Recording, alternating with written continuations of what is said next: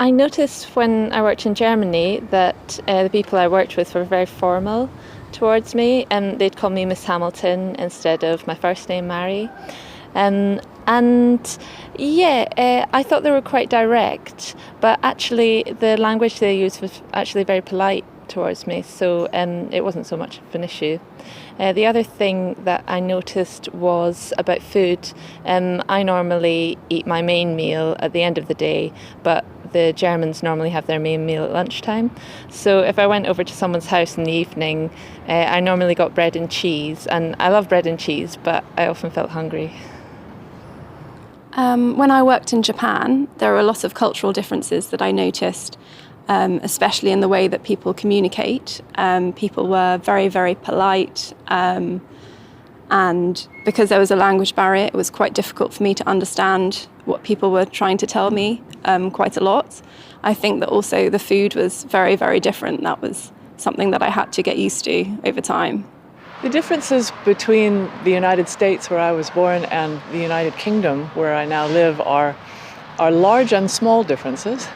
The language is the same, but it's also very different. American English is a different form of English to British English, and because I do communications, I am often being told about those differences. There are social differences as well, and they exist as differences in this country. So people in the South here tend to be a bit more reserved than Americans are. People in the north of England are very friendly, like Americans are, typically. People in Scotland are different again and lovely.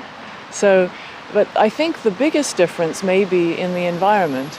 The British protect their environment with green space legislation, and they protect their cities and towns with how they can be developed for houses. And in America, that's very different.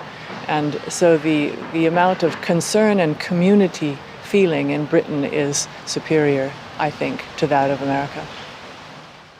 I worked in Sweden for 2 years, and one of the things that I noticed was a different attitude to working hours. For example, in the summer, people tended to work shorter hours to make more use of the daylight, and in the winter they would work longer hours, and they were very good at keeping to their hours.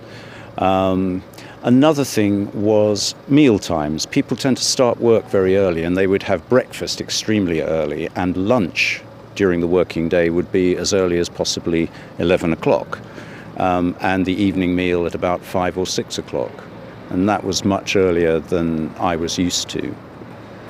Another thing was levels of formality. People tended to dress very casually, very informally at work, but when they went out in the evening, they would often dress up, put on a smart dress or a jacket and tie, and that was very different to, well, it was the opposite really to my experience of working in the UK.